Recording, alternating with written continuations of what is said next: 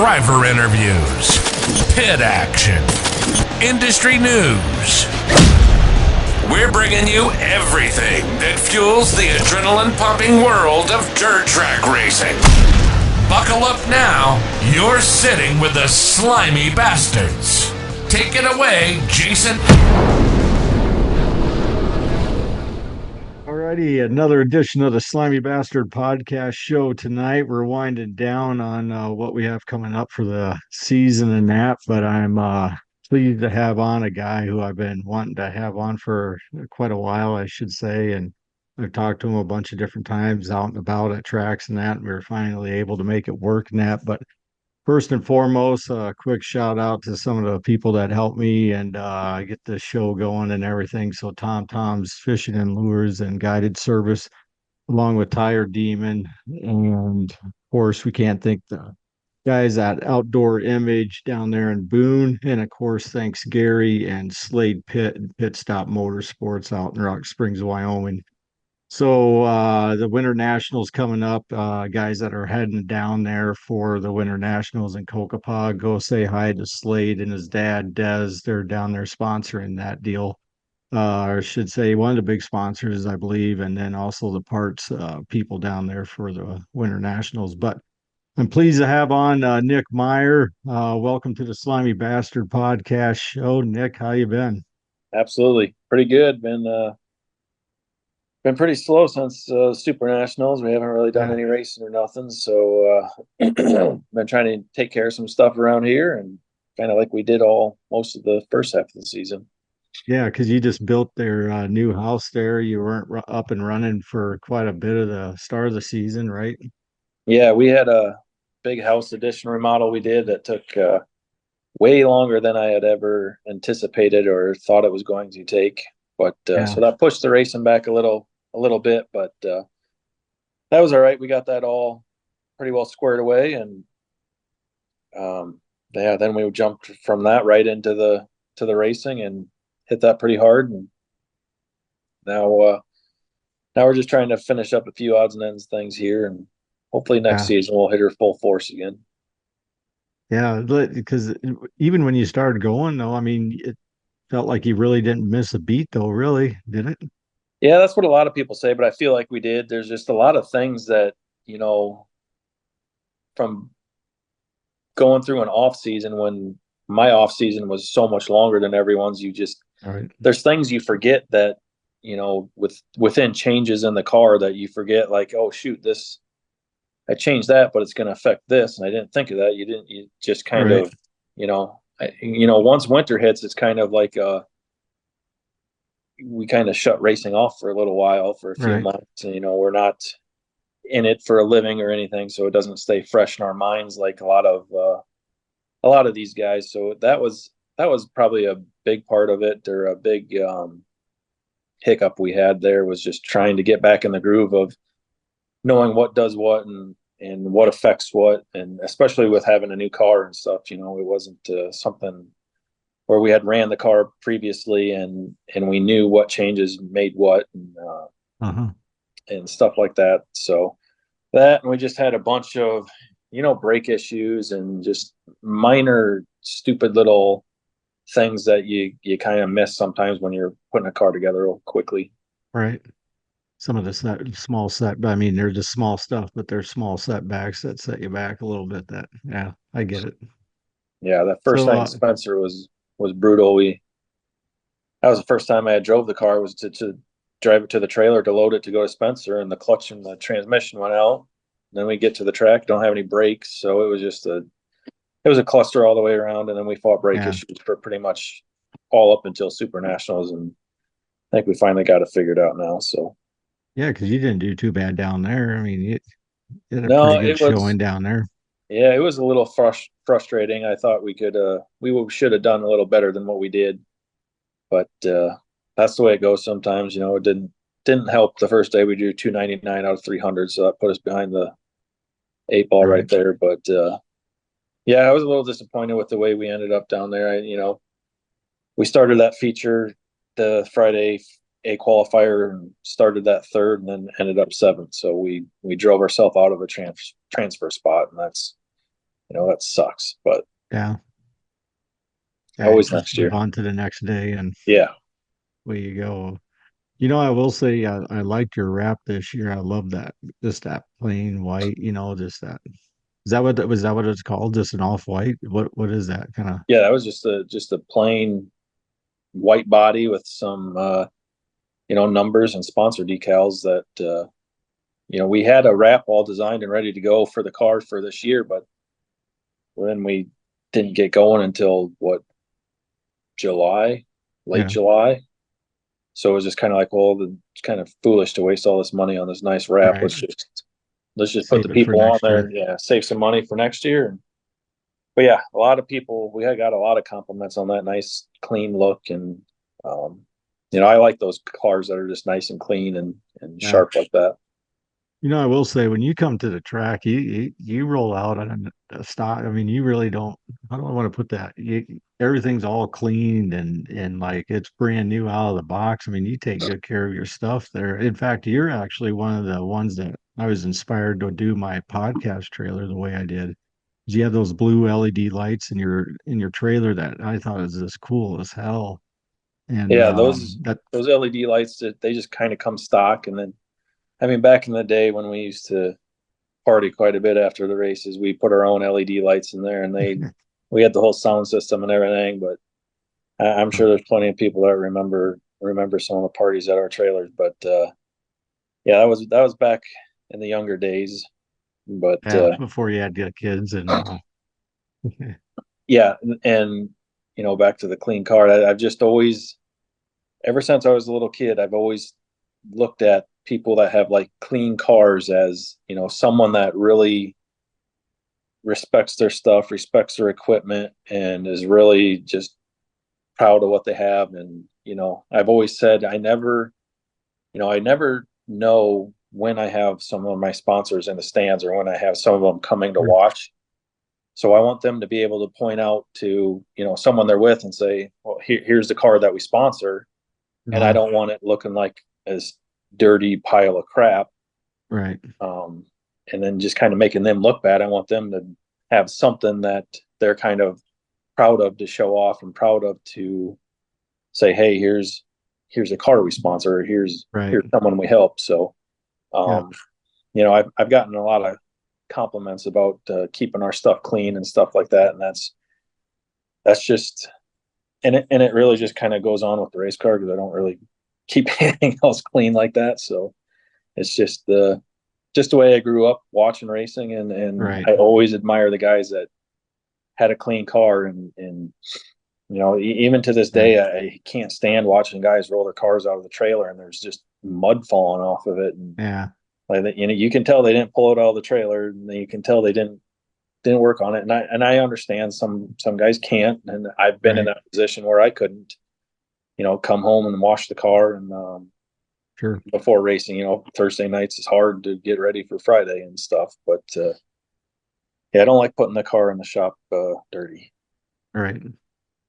You've been pretty involved with the Salute the Veterans stuff over the past years and that. And I believe was it your sisters or your sister-in-law and that I was sitting next to handing out the tickets this year. They were doing the gun raffle stuff or however they were handing out the tickets for the gun if you could win a gun.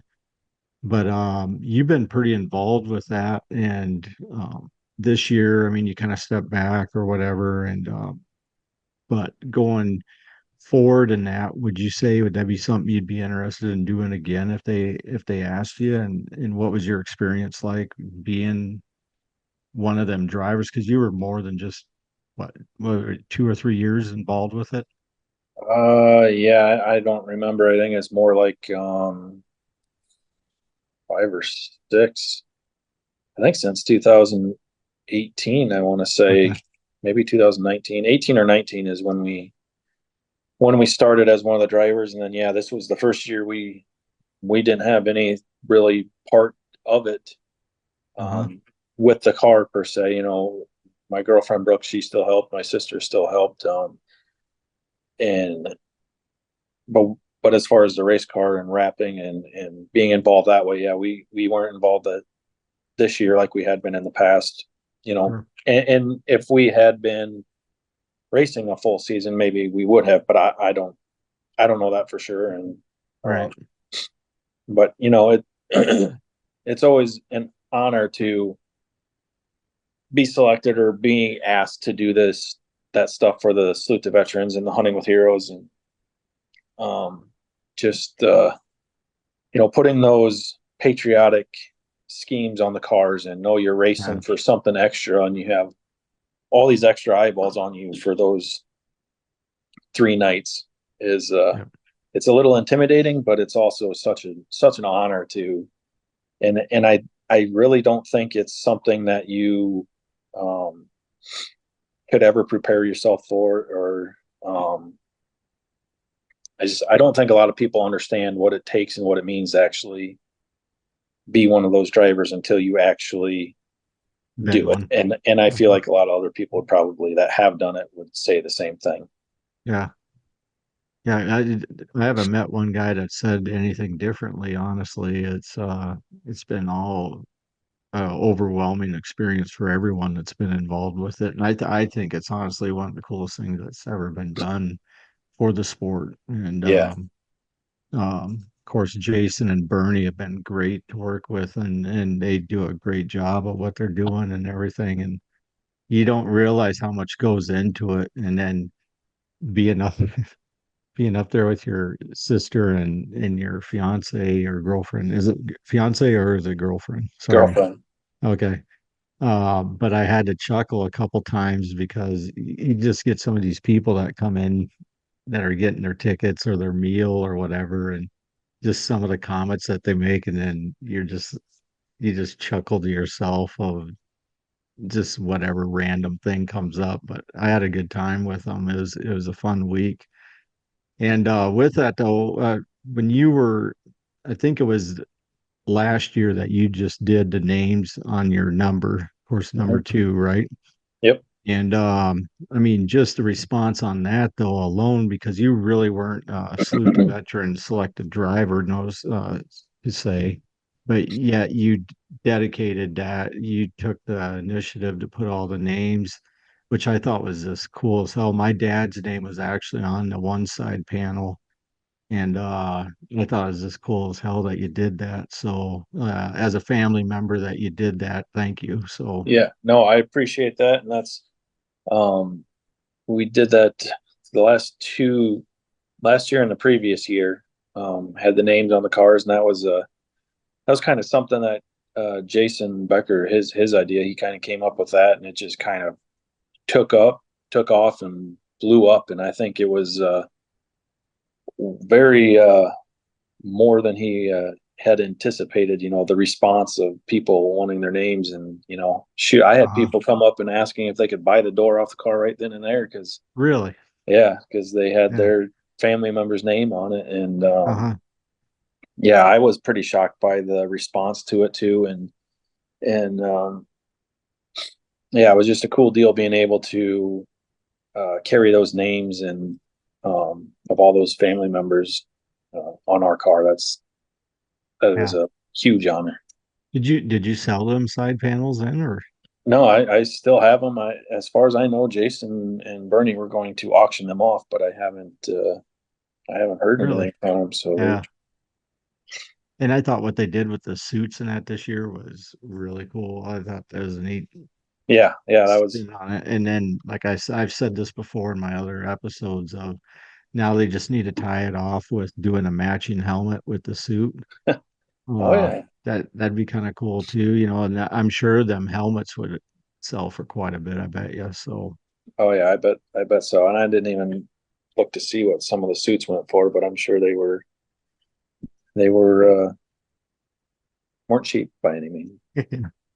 so you're in the new Harris chassis, right? Yep. Yeah, you've been with them for quite a while.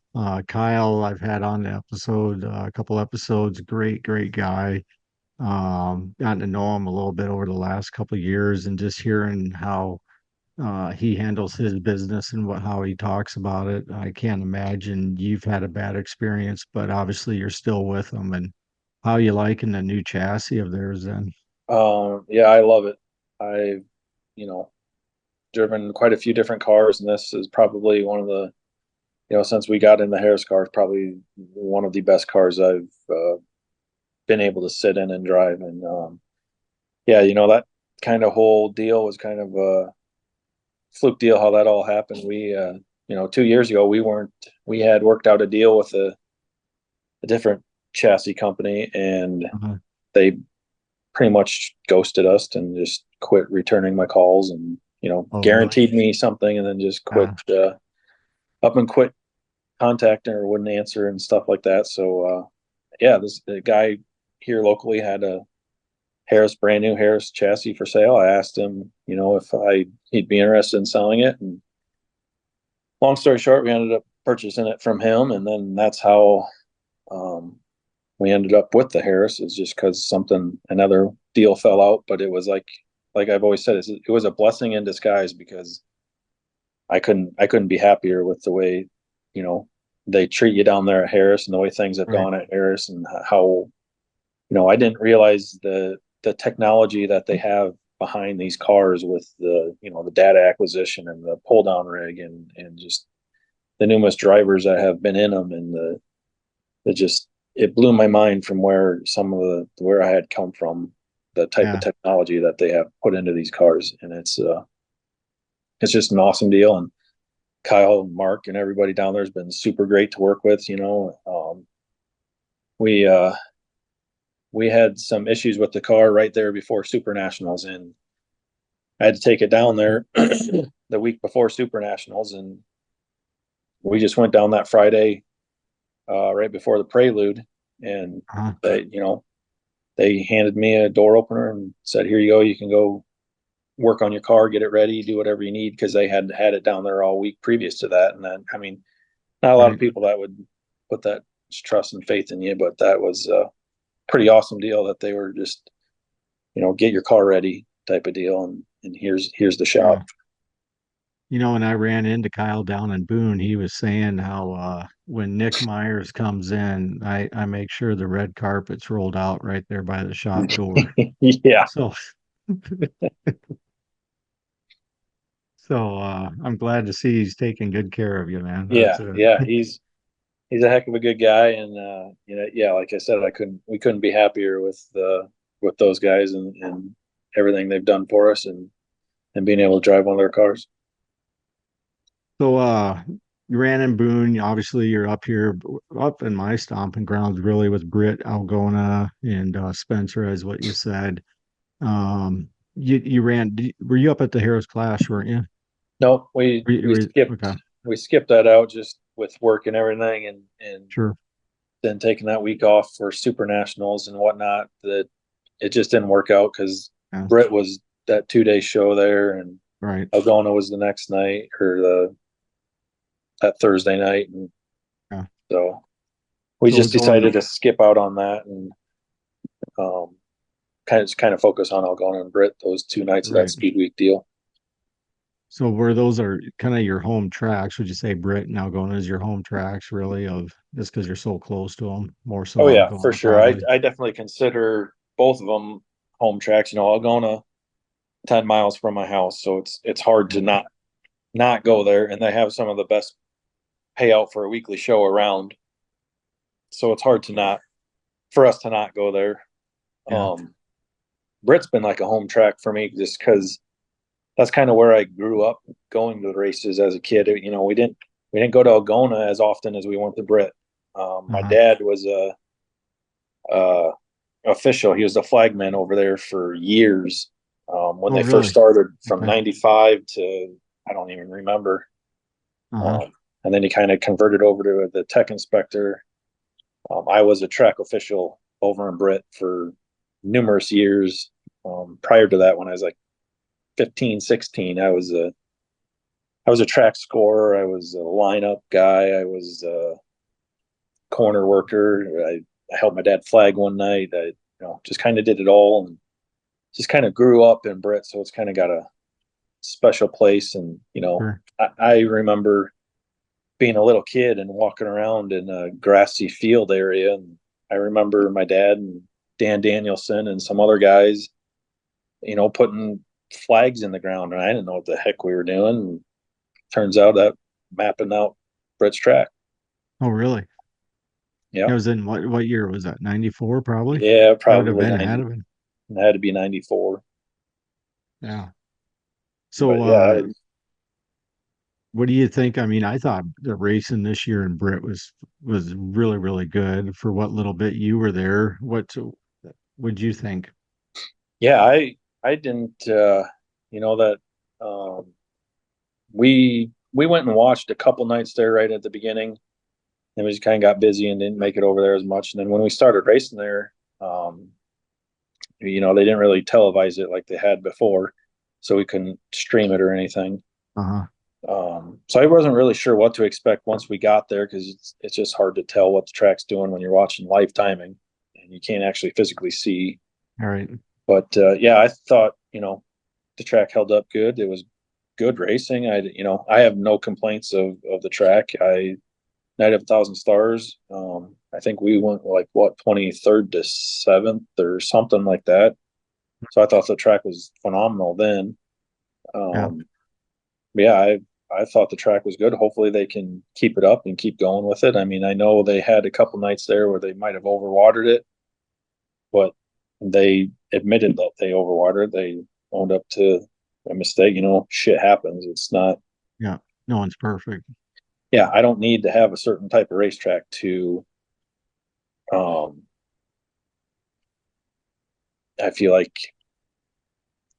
I feel like for me, I'm gonna go there. I'm gonna race the track that we're given. Right. I don't need to have this. If it's muddy, hammer down, heavy, then that's the way I'm gonna race it. If it's slick and slow and dirty, then that's the way we're gonna race it. Yeah. We're all given the same track. There's no point in sitting here bitching and moaning and all this other stuff and posting pictures of how beautiful this track is and how beautiful that track is. Wish we could go run on this. Wish we had this here. Well, we get what we got. So Right. Yeah, and in all reality, I didn't have any complaint. As a fan perspective, I should say I didn't have any complaint. I thought it was good, but I'm not you guys either. So, um, but from what I saw, that's what I was saying. I thought it was great this year. yeah, Um, so with the changes coming up in Algona, what are you excited for there? um, I'm just hoping it can get back to where it was at one time. Um, hopefully we can get some more cars there. And I don't know what they're doing. I've seen they've done some work to the track. I have no idea what Yeah. is all being done. I think they're bringing a few more loads of dirt in Uh-huh. yet this year. Maybe I don't know for sure. I haven't really talked to anyone a whole lot about what was going on there. But yeah, hopefully it can, just that place used to be the place to be, and hopefully it can continue Yeah, to. it's set up to be a really cool place. I mean, really to even watch a race. I know um, there's not really a bad spot to even watch a race there at that track. It's almost, I mean, it's not like Boone, but it kind of has that Yeah, feel to it, just smaller, if that makes sense. yeah. It's just kind of, I don't know. I don't know if heartbreaking is the right word, but heartbreaking when you're going out and racing, and then there's a 5,000 to win mod show, and you got guys saying I ain't racing there because of the track. Right. Well, it's we all have to race on the same thing again, but hopefully it can get there to where you're not hearing rumblings of people not wanting to come because of the track. Sure. Yeah.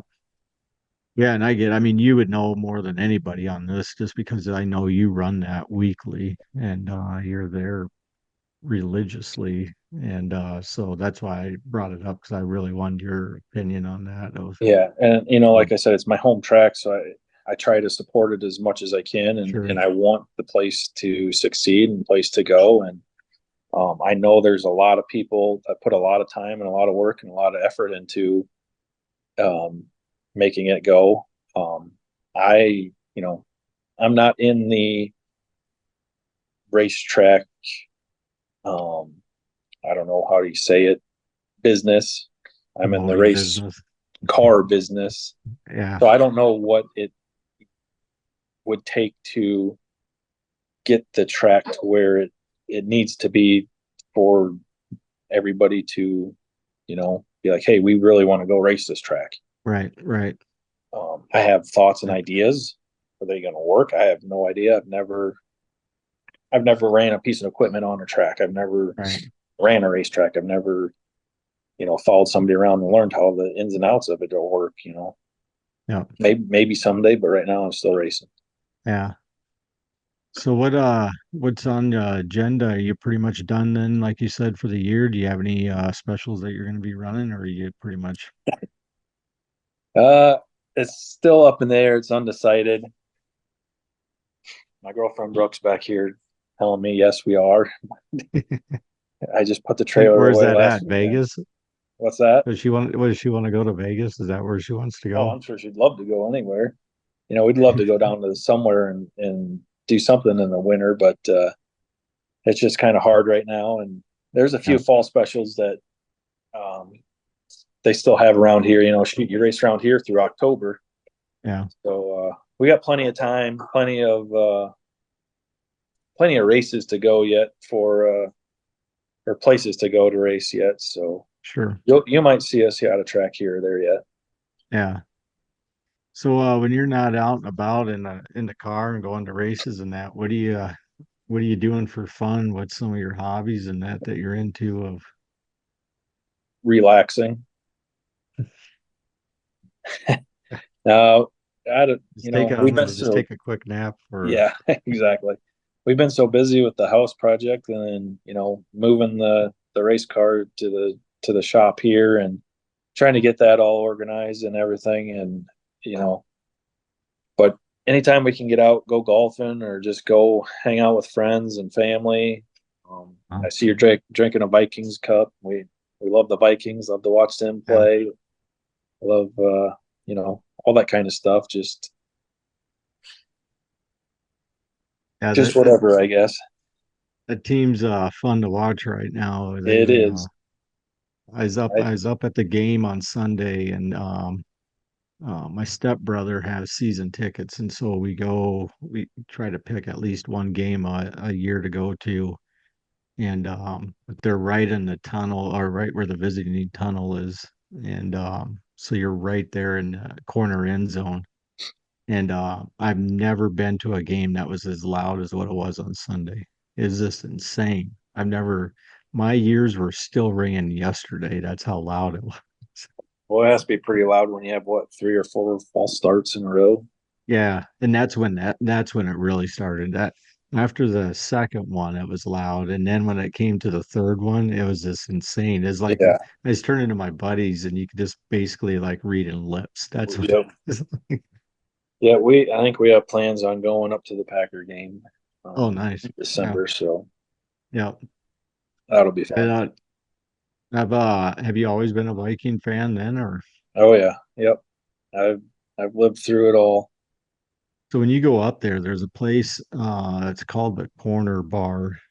It's probably, I would say it's probably about 8, 9, 10 block walk to the stadium. But it's called the Viking World Order tailgate party that they do there. Mm-hmm. And it's hands down probably one of the best tailgate parties I've ever been to. So if you're ever up at a game or you're going to a game and you want just and it's cool as hell. They got all food, beer, alcohol, whatever you want. I mean, they got it. And it's one of the coolest experiences you'll ever have going to a game. We go there every time now just because we have that much fun at them. So if you're interested in a tailgate party, that's where to go. Yeah, well, we'll have to keep that in mind. Maybe not this trip, but then maybe one without the kids. Yeah. But no, other than that, what you said something about going over in the winter if you could, going racing or whatever. Where would that be? Would it be down in Florida or would you be going down to the Winter Nationals there? I think right now, if we had the choice, we'd probably go to Florida. Okay. We talk about it all the time, wanting to go or we'd love to go, but it's it's just all the money aspect of it. Yeah. Getting the car down there, then finding, living arrangements for a week or 2 weeks or whatever the heck it is. And just stuff like that. It just never pans out, never works out. And then we're always busy with work and stuff like that. So it's never really panned out, but before I'm done racing, I'd love to be able to go race somewhere in February or something when it's snowy up here. Right. That I've talked a lot about that Kokopah track. I just think it's one of the coolest tracks around. But guys also talk pretty highly of that one in Florida there too. I'm trying to think of which one that was that Dallin Murdy was talking about that he really liked. And anyway, but he talks highly of the Florida deal too. So yeah, I think I almost feel like it's kind of migrated from the Arizona. Everybody was going to Arizona to race and wanted to go race Arizona. And now it's kind of all migrated over towards everybody wants to go race Florida and be in Florida. And, and that's just with anything it did, the new trend. Yeah. Yep. Yeah. I mean, anytime something new happens, people are going to want to come and do it. And they had good racing down there last year. And there was a ton of cars down there. So, who knows what happens between now and then. Sure. When you're down in Boone and that, is it hard to get, I shouldn't say but stay focused just that whole time that you know what I mean? Because I've been meaning to ask other guys this, but I would find myself where it's hard to get. You wake up that next day because you're not in. I'm talking, say that next day after your first night of racing, right? And you still got to make the show. Does it start fucking with your mind a little bit on what's going on around you and that? Yes, absolutely. It's not so much the sitting around and waiting that bothers you. It's just all the unknowns. You can go through and check your lineup on My Race Pass, and you might have 2 guys in there that and you don't have a clue who the hell else you're racing against. And right. So that stuff, and then it's stuff that the unknown on the racetrack. You have to get a certain spot to transfer. Right. A lot of guys kind of lose their minds and don't really race within their means sometimes, and that's how shit gets wrecked and destroyed and stuff like that. So it's that stuff that more, for me, it's all the unknowns, and it's just, are we capable of transferring out of this heat? Are we capable of winning this qualifying A? Are we capable of, and there's no greater feeling than when you come out and you win that heat that you weren't sure, or you set a quick time in the Fast Shafts all-star race. That stuff like that just definitely helps all the negative thoughts or negative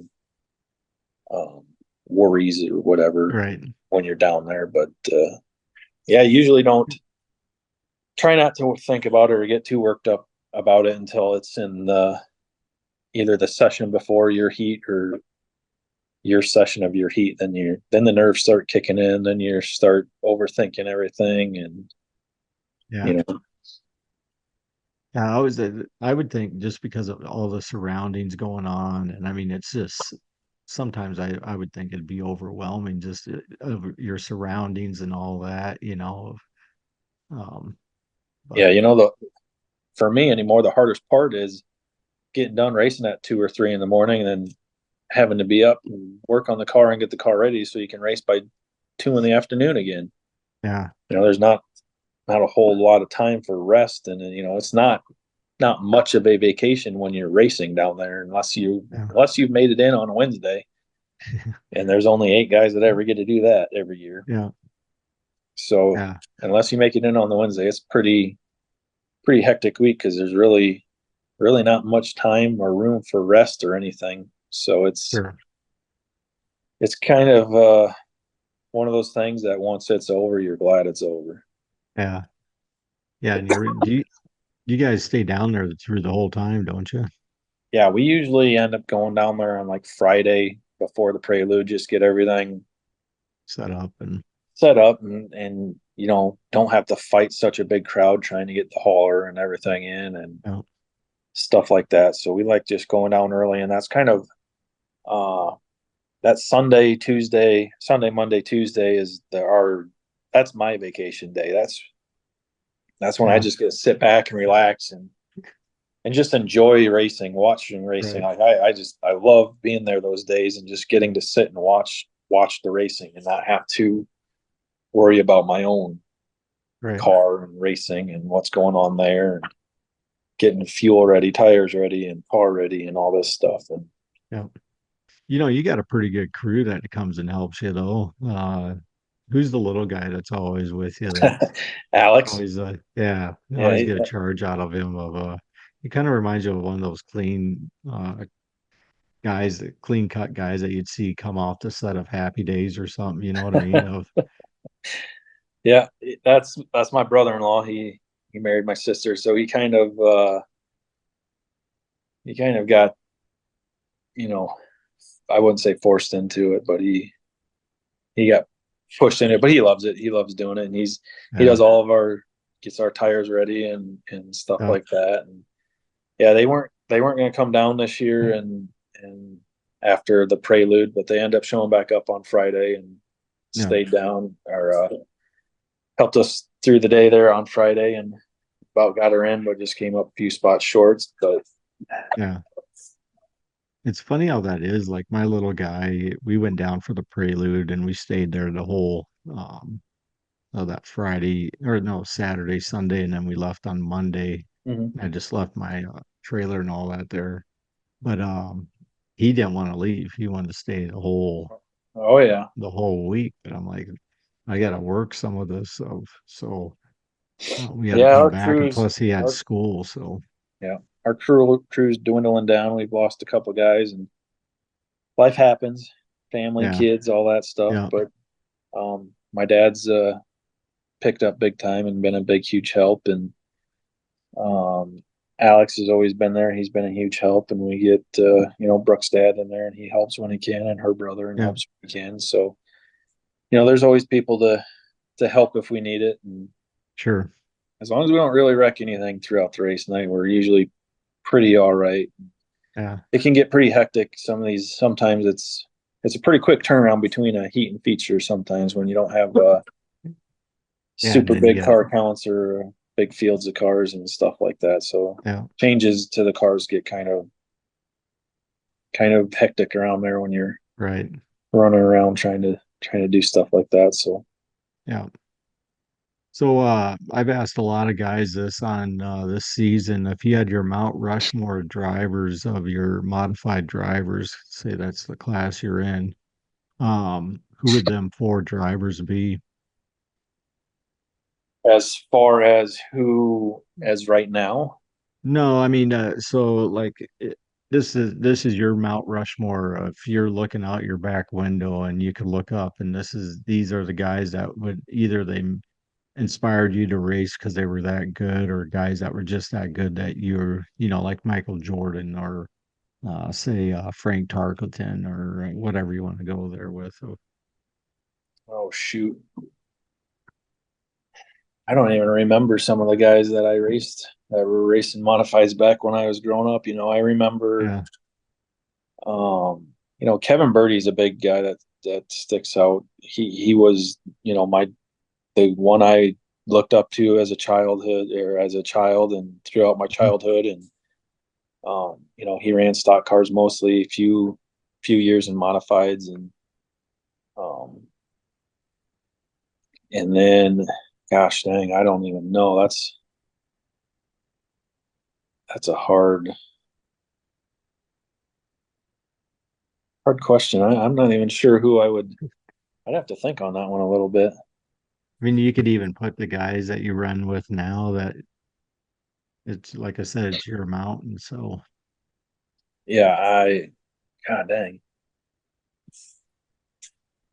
I'm trying to think. I've had a lot of help throughout the years from a lot of guys. I don't know. I'd have to think about that. I'd have to go through and putting me on the spot. Yeah. Hey, that's all right. I'd have to think about that. I, it's hard to not think about Kelly Shryock being up there, just Yeah. for all the stuff he's done and just about any car he's got into. And Right. there's been so many times we've had a problem with the car or something, and he's in the pits and he's noticing we have a problem. He jumps right in there, and um, Uh-huh.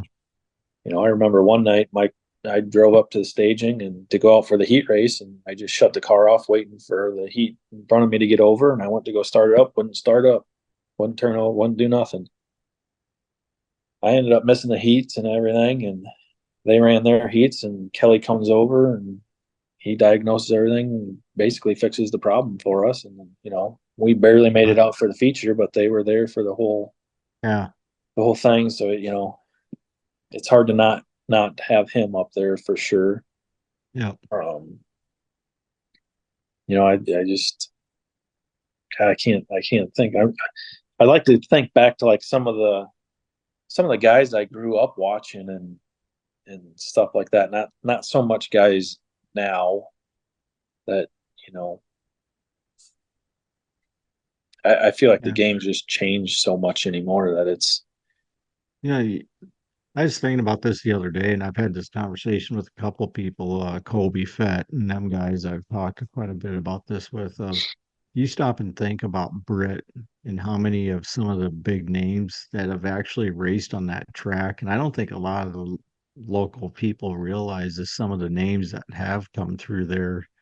And who I'm getting to is, I mean, you take Ricky Thornton Jr., um, Ethan Dotson, um, uh, who's some of the other ones that Dylan Thornton Jr. I mean, I really think he's going to be going places. Dallin Murdy, um, even for the local scene. I mean, just the local weekly shows that race there is just intense in itself. I mean, you take Kelly, and Jeremy Mills.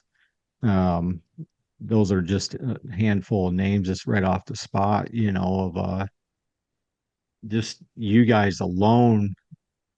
And that's a pretty powerful lineup, just to, you know what I mean, as a heat race.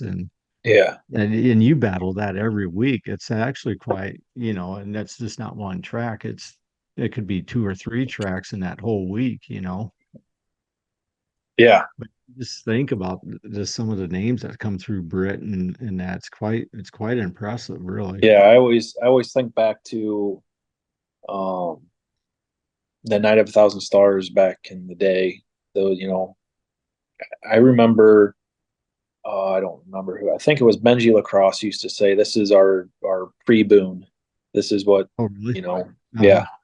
So this is their like the big race before Boone, Uh-huh. and that's what helps them get prep for Boone and stuff like that. So it and they used to just the drivers used to just pile into that place for the Night of a Thousand Stars because it really was a pre Boone for a Yeah. while. It's kind of too bad. I really hope it gets back to that because I remember that of when it was just packed full of trailers, and I mean it was a good time. Like is a couple times that I went to it back, it was fun before I moved to Idaho and that. So Yeah, it's like I said, the game just has changed so much over the past few years that um, it's kind of went from a hobby to a living yeah, for a lot of guys, and it was never like that when we started racing. You didn't really true. have too many guys out there that were doing this for trying to make a living doing it and um, stuff like that. So it's hard because there's now so many big money shows out there anymore that it's hard to make something like that go anymore. I feel like.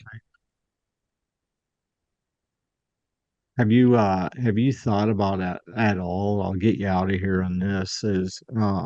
Have you thought about it all, like even running a stock car on top of your mod, just like Ole Oh yeah. Miss and some of them guys are doing.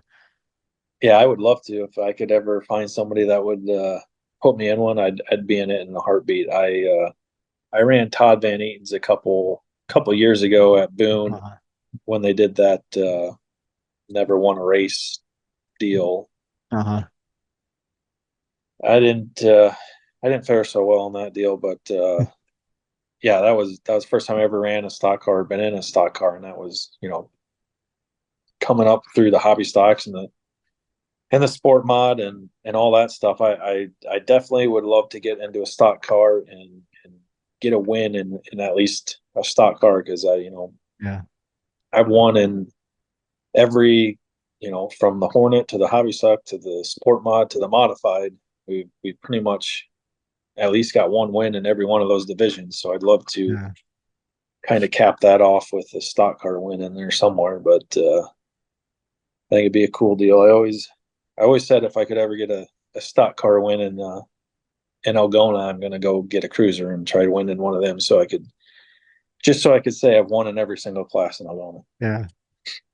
Alec Fett and his father, what's his father-in-law's name? Oh I see his shoot, face of what is his um name? Yeah, I know who you're talking. but anyway, when I was talking to him up there in Brit, I want to say it's probably the first part of August and you come walking by and he made a comment. He goes, I want to tell you, and Nick Meyer, he's more proud of that hobby stock trophy that he's won than any other trophy. Is that true? Who said that? Alec Fett's father-in-law, Hobby stock trophy. or maybe it's the Hornet trophy, is one of the lower classes, but It he probably said was the Hornet trophy. I think, he's like, yeah, my first ever win. That was I never when I started in that Hornet, I just never expected it would turn into this 20 years later. I remember telling myself, like, I'm just going to do this for a little while to get the itch, scratch that itch, yeah, and then I'll move on to something else or do something else. But now here we are, still, what, 21, 22 years later, still yeah, going at it. I never in my wildest dreams ever imagined. So yeah, that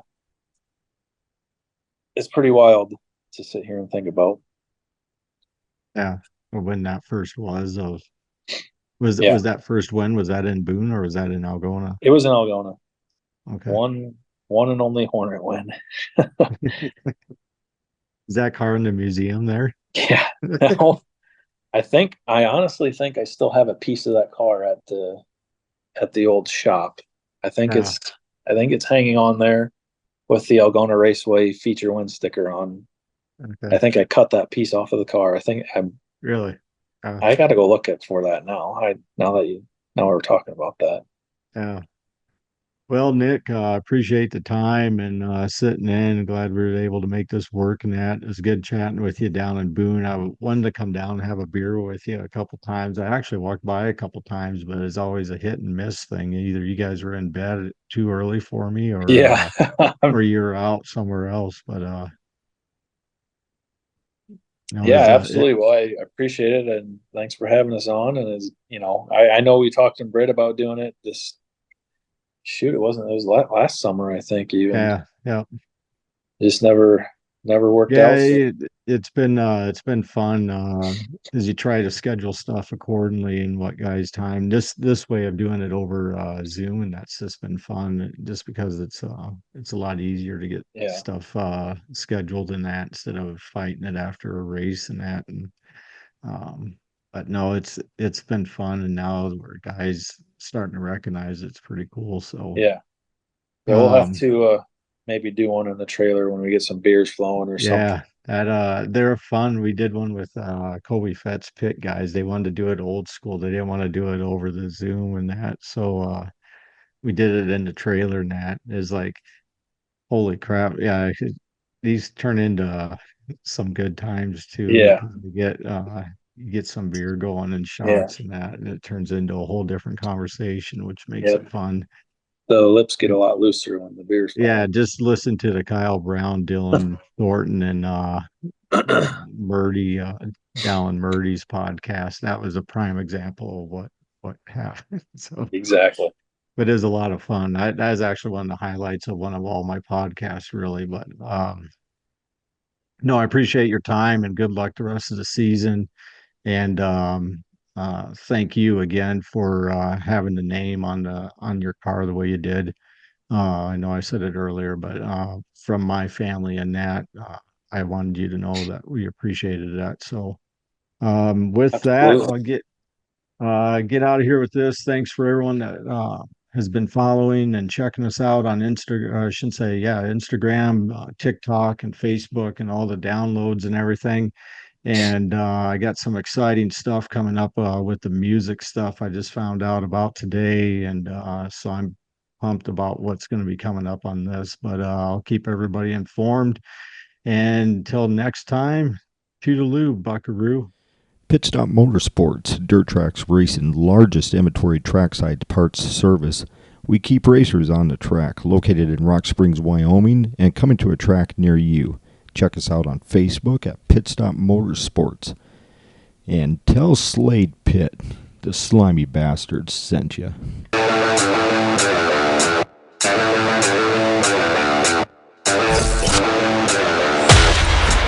Driver interviews, pit action, industry news. We're bringing you everything that fuels the adrenaline-pumping world of dirt track racing. Buckle up now. You're sitting with the slimy bastard.